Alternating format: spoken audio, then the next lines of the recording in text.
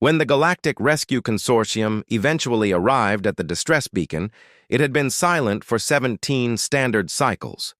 Coordinates Commander Zathas's 4 eyes swept across the barren planetoid surface, his mandibles clicking in disapproval, and atmospheric readings confirmed what his navigator officer Yelpan had said through her translator.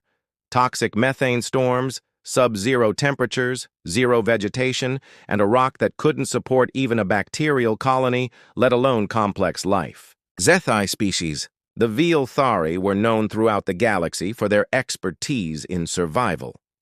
Their emergency kits included molecular food synthesizers, adaptive environmental suits, and quantum communicators, and they wouldn't have dared try to survive on this frozen wasteland without a fully stocked rescue ship.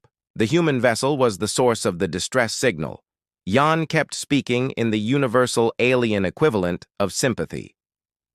3 crew members aboard the merchant ship Tenacity the Consortium had studied human biology extensively, weak bipeds with embarrassingly limited natural adaptations. Without a protective canopy or duplicate organs, it was impossible to even perform photosynthetic processes. The majority of species questioned how they had escaped their native planet during each of the 17 cycles. Zekai shook his long head and mumbled, "We'll be recovering corpses." The wrecked human ship was found by the rescue crew partially covered in crystalline methane. The hull was irreparably damaged. The life support systems are totally dead. Expecting the gruesome chore of recovering frozen remains, Zekai's crew arrived with typical body recovery equipment. Instead, they heard laughing coming from a makeshift shelter made together out of emergency tarpaulins and twisted hole plating. Despite the toxic atmosphere that should have prevented any combustion, smoke ascended from what looked to be a fire pit. A voice cried out in a severely accented galactic standard to you guys. The rescue squad. 3 people were alive and seemingly thriving after emerging from their temporary shelter, with the lead human. As her engineer James Park stirred something, boiling in a metal container over the fire, Captain Maria Santos waved excitedly. The translator of Zekai found it difficult to understand his surprised chatter about how he was doing, and that his atmospheric reading should be lethal. Santos smiled as he patted a trap that appeared to be made of discarded ship parts secured with sticky tape.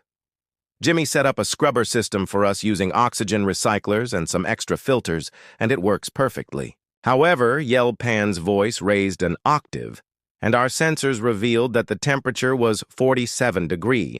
Dr. Sarah Chen, the ship's medic, acknowledged that it was quite cold, but fortunately humans evolved during the Ice Age. We simply layered on emergency blankets and kept the fire going while Zekai gazed at their fire, a heap of burning artificial materials and fuel cells that ought to have been poisonous to start a fire. "What are you eating?" Park proudly served a hot cup of emergency ration soup with flavoring added from local mineral reserves. The humans were eating processed survival paste combined with unidentified planetary chemicals, and they appeared to be enjoying it, which made the alien rescue team shudder in disgust. "Your emergency supply kit." In a whisper, Zekai asked, "What technology did it contain?"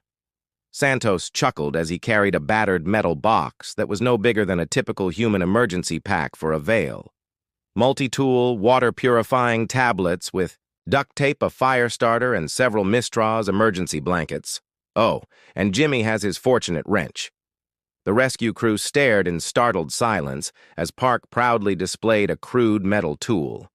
Humans had used what, by cosmic standards, could hardly be considered Stone Age technology to survive 17 cycles on a death world. "We actually weren't sure you were coming," Chen laughed, "so we started working on a permanent shelter. Found some interesting mineral veins we might be able to mine." Zekai wrote in his official report, "Recommend upgrading human survival. Classification from fragile to absolutely terrifying," as they loaded the incredibly tough people on board the rescue ship.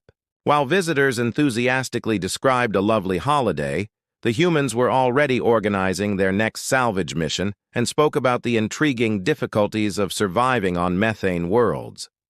Sky understood that the cosmos had greatly underestimated humanity.